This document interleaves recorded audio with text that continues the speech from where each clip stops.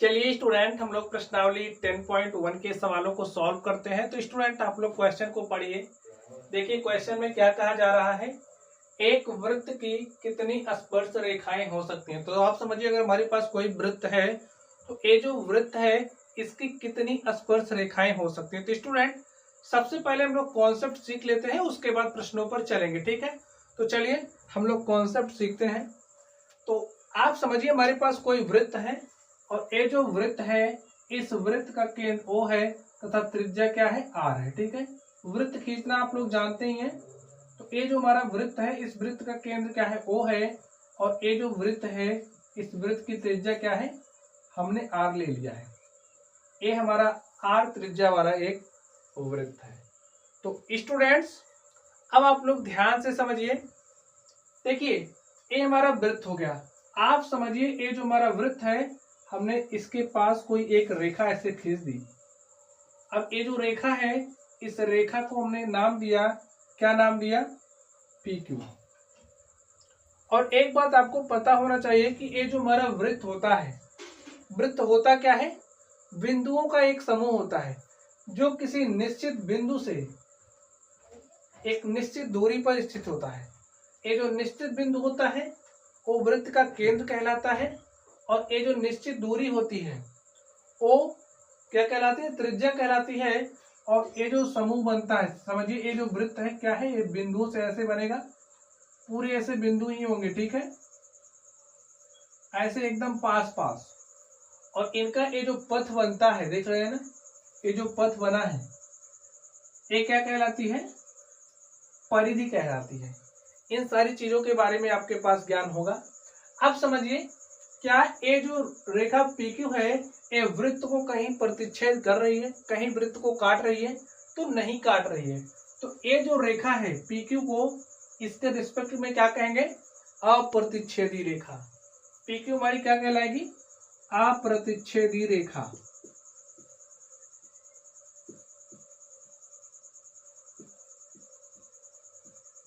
PQ क्या है, अप्रतिच्छेदी रेखा है। अब स्टूडेंट्स आप लोग ध्यान से सोचिए, ये जो हमारी रेखा PQ है इस रेखा PQ को हम लोग वृत्त के इतना पास ले जाएं कि ये जो रेखा है वृत्त पर बहुत सारे बिंदु होंगे, लेकिन ये जो रेखा है वृत्त के सिर्फ और सिर्फ एक बिंदु को स्पर्श करे। तो हमारे पास कुछ इस तरीके से फिगर बनेगा। आप समझिए, ये हमारा वृत्त हो गया और ये जो वृत्त है वृत्त का केंद्र O है। अब आप ध्यान से देखिए, रेखा PQ को हम कर क्या रहे हैं, वृत्त के एकदम पास ले जा रहे हैं, और रेखा PQ वृत्त को सिर्फ और सिर्फ एक बिंदु पर स्पर्श कर रहे हैं। कुछ इस तरीके से समझिए, सिर्फ एक बिंदु पर स्पर्श कर रही है, ठीक है, जो रेखा है PQ। तो इस केस में ये जो रेखा PQ है वृत्त को किस बिंदु पर स्पर्श कर, एक बिंदु पर स्पर्श कर रही है। और ये जो बिंदु है इस बिंदु को हम नाम दे रहे हैं क्या, A।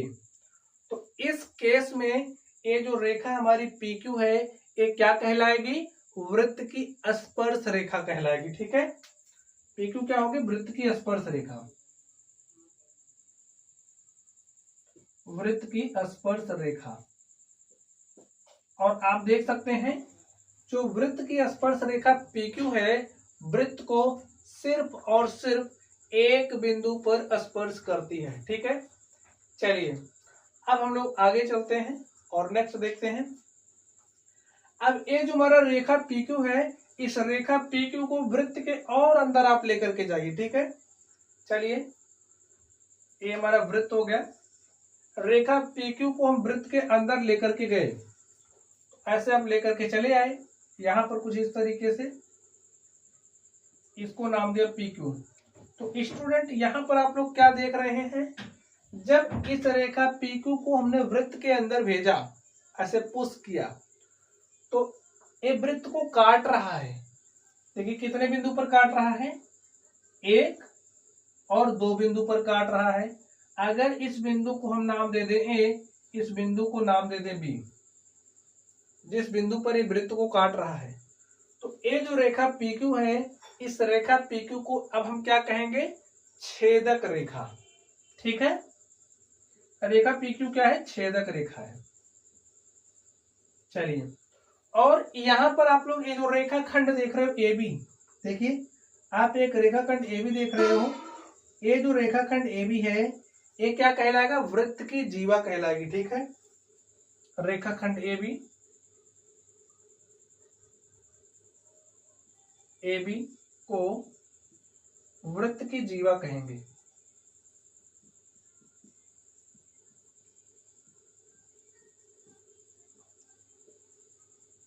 ठीक है स्टूडेंट, इतनी बातें आप लोग समझ गए होंगे। अब देखिए, एक वृत्त की कितनी स्पर्श रेखाएं हो सकती हैं। अब यहां पर हमारे पास वृत्त है ना, वृत्त पर कितने बिंदु होंगे, अपरिमित रूप से बहुत सारे बिंदु होंगे, क्योंकि जो हमारा वृत्त है वो बिंदुओं से ही मिलकर के बना है। ठीक है, और अगर आप लोग देखेंगे कि एक बिंदु से, वृत्त के एक बिंदु से आप सिर्फ और सिर्फ एक ही स्पर्श रेखा खींच सकते हैं।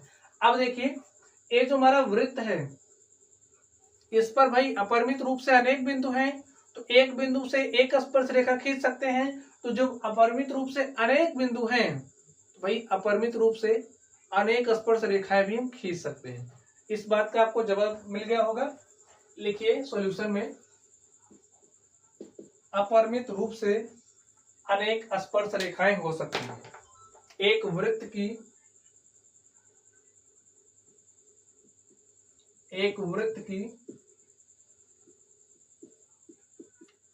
अपरिमित रूप से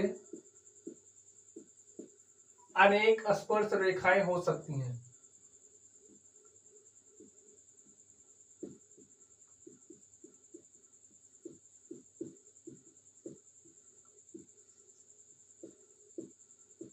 ठीक है स्टूडेंट, समझ जाइए आप लोग। जैसे बहुत सारे बिंदु होंगे और प्रत्येक बिंदु से हमने स्पर्श रेखाएं खींचना शुरू कर दी। ठीक है, प्रत्येक बिंदु से आपको स्पर्श रेखा खींचनी है और स्पर्श रेखा सिर्फ और सिर्फ एक बिंदु से होकर के जाएगी। तो जितने बिंदु होंगे उतनी स्पर्श रेखाएं आप खींच सकते हैं। ठीक है, ऐसे जब आप खींचोगे तो आपको अपरिमित रूप से अनेक स्पर्श रेखाएं मिलेंगी। तो इस बात को आप समझ गए होंगे। चलिए, अब हम लोग प्रश्न संख्या 2 पर चलते हैं और देखते हैं प्रश्न संख्या 2 में क्या कहा जा रहा है। रिक्त स्थानों की पूर्ति कीजिए। देखिए फर्स्ट नंबर में क्या कहा जा रहा है, किसी वृत्त की स्पर्श रेखा उसे बिंदुओं पर प्रतिच्छेद करती है। अब जो वृत्त की स्पर्श रेखा होती है, वृत्त को कितने बिंदु पर प्रतिच्छेद करती है। देखिए ए पी क्यू क्या है, वृत्त की स्पर्श रेखा है, और वृत्त की जो स्पर्श रेखा है वृत्त को सिर्फ और सिर्फ एक बिंदु पर प्रतिच्छेद करती है। ठीक है, तो लिख दीजिए एक बिंदु पर प्रतिच्छेद करती है। चलिए नेक्स्ट देखते हैं हम लोग, वृत्त को दो बिंदुओं पर प्रतिच्छेद करने वाली रेखा को कहते हैं। वो रेखा जो वृत्त को दो बिंदुओं पर प्रतिच्छेद करती है क्या कहलाती है। देखिए ए रेखा पी क्यू है, वृत्त को बिंदु ए और बी दो बिंदुओं पर स्पर्श कर रही, दो बिंदुओं पर प्रतिच्छेद कर रही है, तो इस रेखा पी क्यू को क्या कहेंगे, छेदक रेखा। तो यहां पर भर दीजिए छेदक रेखा। अगर आप लोगों को कॉन्सेप्ट समझ में आ गया होगा तो आप लोग इसको आराम से कर ले जाएंगे। देखिए एक वृत्त की समांतर स्पर्श रेखाएं हो सकती हैं। अब स्टूडेंट समांतर का मतलब आप लोग समझते हैं, वह दो रेखाएं जो आपस में एक दूसरे को कभी भी ना काटे। जैसे यहां पर हमने एक रेखा खींच दिया, समझिए इस तरीके से, और ये जो हमारी रेखा है इसको हम नाम दे रहे हैं एल है, ये हमारी एम है। अब ये जो रेखा है एल और एम है, इनको हम कितना भी आगे बढ़ा दें ये आपस में एक दूसरे को कहीं भी नहीं काटेंगी। तो हम कहेंगे कि जो हमारी रेखा एल है वो एम के क्या है, समांतर है। अब हमसे कहा जा रहा है कि अगर आपके पास कोई वृत्त है तो उस वृत्त की कितनी समांतर रेखाएं आप खींच सकते हैं। ठीक है, एक वृत्त की समांतर स्पर्श रेखाएं हो, कितनी समांतर स्पर्श रेखाएं हो सकती हैं। समांतर स्पर्श, ध्यान देना है, समांतर होना चाहिए, स्पर्श होना चाहिए। और वृत्त की देखिए, अब पी क्यू के समांतर कोई आप स्पर्श रेखा ऐसे ही खींचोगे जो इस बिंदु पर प्रतिच्छेद करेगा। अब आप लोग ध्यान से सोचिए, क्या इस रेखा के अलावा कोई दूसरी स्पर्श रेखा आप खींच सकते हैं जो रेखा पी क्यू के समांतर हो। आप लोग सोचना, खींचने का प्रयास करना, तो आप लोग केवल और केवल दो ही समांतर स्पर्श रेखाएं खींच सकते हैं, ठीक है। एक वृत्त की समांतर स्पर्श रेखाएं हो सकती हैं। कितनी समांतर स्पर्श रेखाएं हो सकती हैं? दो। इसके समांतर ए हो गया, तो एक और दो समांतर स्पर्श रेखाएं हो सकती हैं। वृत्त तथा उसकी स्पर्श रेखा के उभयनिष्ठ बिंदु को कहते हैं। अब ध्यान दीजिए, ए वृत्त हो गया, ए वृत्त की स्पर्श रेखा हो गई। अब यहां पर ये जो रेखा पीक्यू, रेखा पीक्यू का बिंदु क्या है? ए है, और वृत्त का बिंदु क्या है? ए है, ठीक है। ए ही उभयनिष्ठ बिंदु हो गया भाई, वह बिंदु जहां पीक्यू का एक बिंदु और ये जो वृत्त का बिंदु है दोनों आपस में मिल रहे हैं, वही उभयनिष्ठ बिंदु होगा। और ये जो उभयनिष्ठ बिंदु है इसे स्पर्श बिंदु कहते हैं, ठीक है। क्या कहते हैं? स्पर्श बिंदु। तो उभयनिष्ठ बिंदु को स्पर्श बिंदु कहते हैं।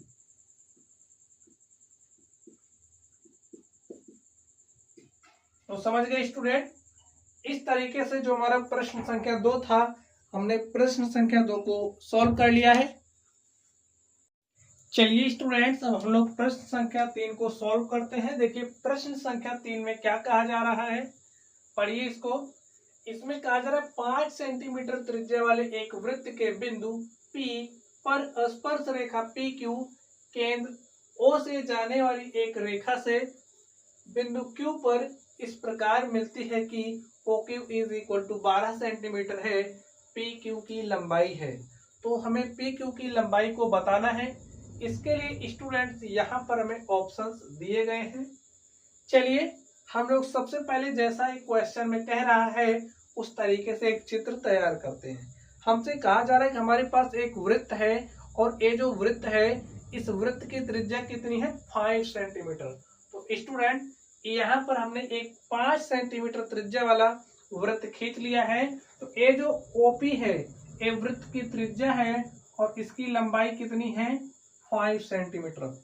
अब देखिए ये जो वृत्त हमारा है, इस वृत्त पर कोई बिंदु P है, इस बिंदु P से एक स्पर्श रेखा खींची गई है जिसका नाम है PQ। देखिए PQ क्या है? स्पर्श रेखा है। तो APQ स्पर्श रेखा हो गई।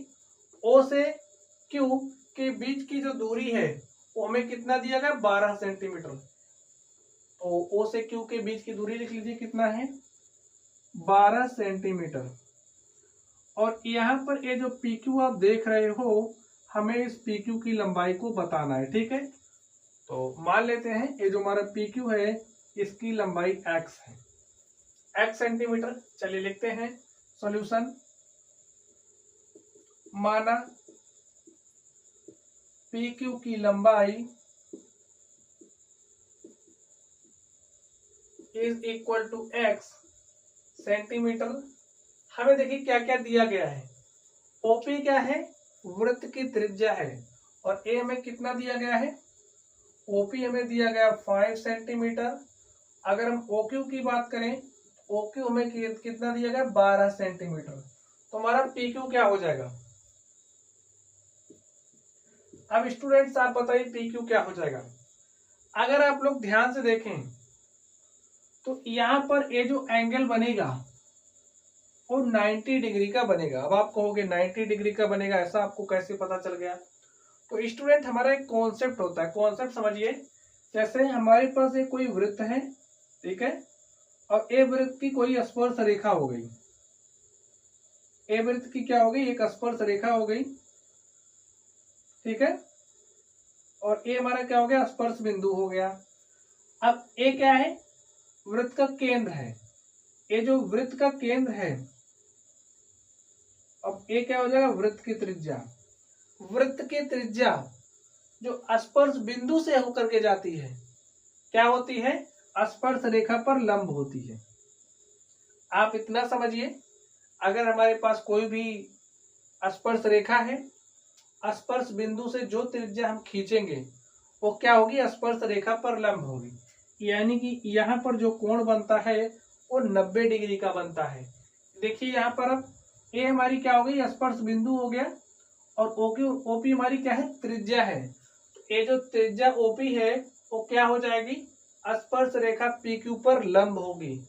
इसका मतलब यहाँ पर 90 डिग्री का कोण बनेगा। समझ गए आप।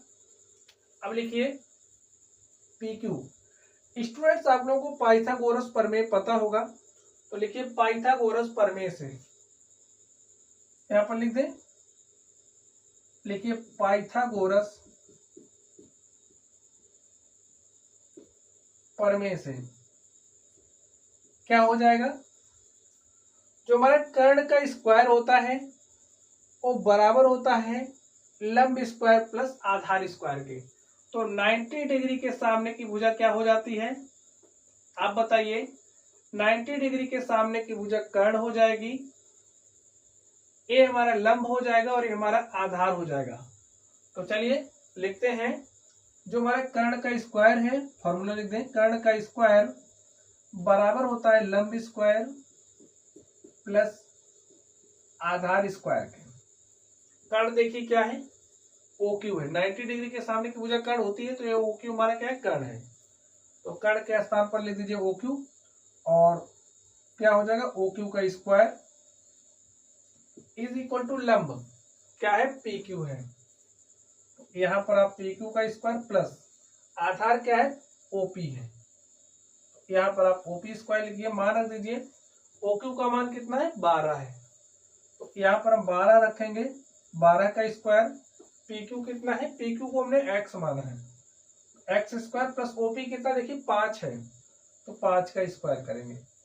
यहाँ से देखिए x स्क्वायर बराबर क्या हो जाएगा, 12 का स्क्वायर करेंगे, 12 बार में 144। इस 5 के स्क्वायर को इधर लेकर के आएंगे, तो 5 का स्क्वायर होता है 25। अब देखिए x स्क्वायर बराबर क्या हो जाएगा, 144 में से 25 घटाइए, 14 में से 5 गया, हो जाएगा 9। और यहाँ पर कितना बचा, 3, 3 में से 2 घटाएंगे, 1 आएगा, 1। एक्स स्क्वायर बराबर 119, तो x किसके बराबर हो जाएगा, x हमारा बराबर हो जाएगा √119 सेंटीमीटर। तो ये जो हमारा x है क्या, PQ। तो PQ हमारा किसके बराबर आ गया, √119 के। तो इस तरीके से आप देख सकते हैं, ये जो हमारा क्वेश्चन है, हमने इस क्वेश्चन को सॉल्व कर लिया है। लिखिए अतः जो PQ की लंबाई है, PQ की लंबाई x is equal to √119 centimetre. अब आप बताइए कौन सा ऑप्शन हमारा करेक्ट है। ऑप्शन नंबर जो डी है वो हमारा क्या है, करेक्ट है। चलिए अब हम लोग अगले प्रश्न पर चलते हैं और देखते हैं हमारा अगला प्रश्न क्या है। तो स्टूडेंट चलिए प्रश्न संख्या 4 को पढ़ते हैं और देखते हैं 4 नंबर का सॉल्यूशन क्या होगा। तो क्वेश्चन को स्टूडेंट्स आप लोग पढ़िए, देखिए इसमें क्या कहा जा रहा है।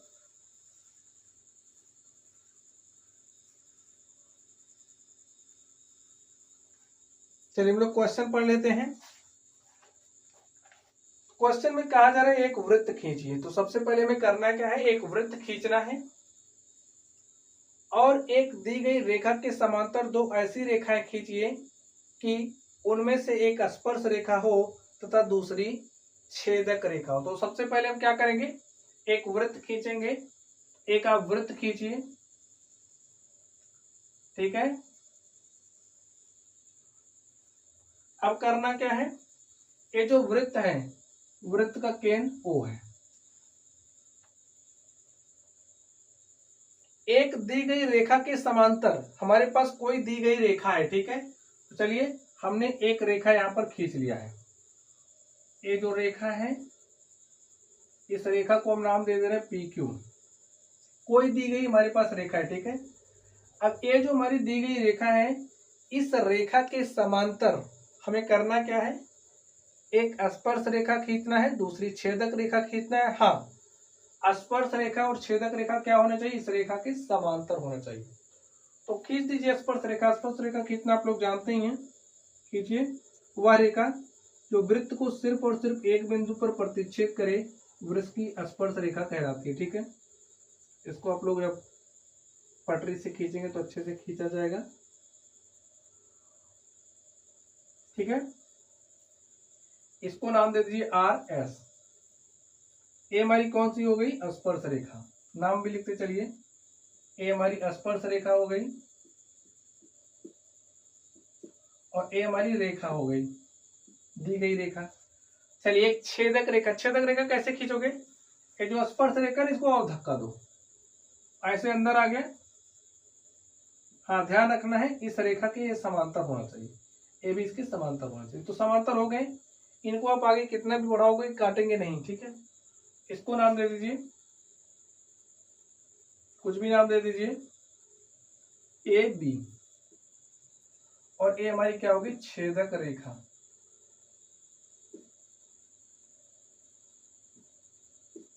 ये हमारी क्या होगी? छेदक रेखा। सॉल्यूशन में लिख दीजिए,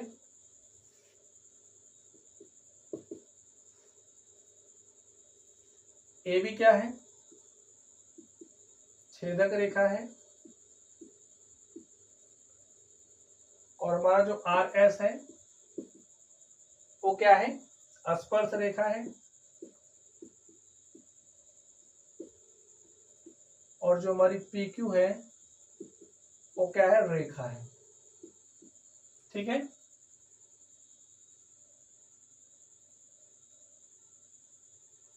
अब ये जो हमारी रेखाएं हैं, ये जो आर एस है वो समांतर है पी क्यू के, लिख दीजिए आर एस समांतर पी क्यू है, और जो हमारा ए बी है वो भी समांतर पी क्यू है, ठीक है स्टूडेंट। हमें ये करना था, हमने इसको सॉल्व कर दिया है, और इस तरीके से जो हमारी प्रश्नावली थी हमने इस प्रश्नावली के सवालों को भी सॉल्व कर लिया। तो चलिए गाइस आप लोग पढ़ते रहिए, अगर आप लोगों को कोई भी डाउट हो तो कमेंट बॉक्स में कमेंट करना। वीडियो पसंद आए तो वीडियो को लाइक कीजिएगा, अपने दोस्तों के साथ शेयर करना। तो चलिए आप लोग पढ़ते रहिए, थैंक यू।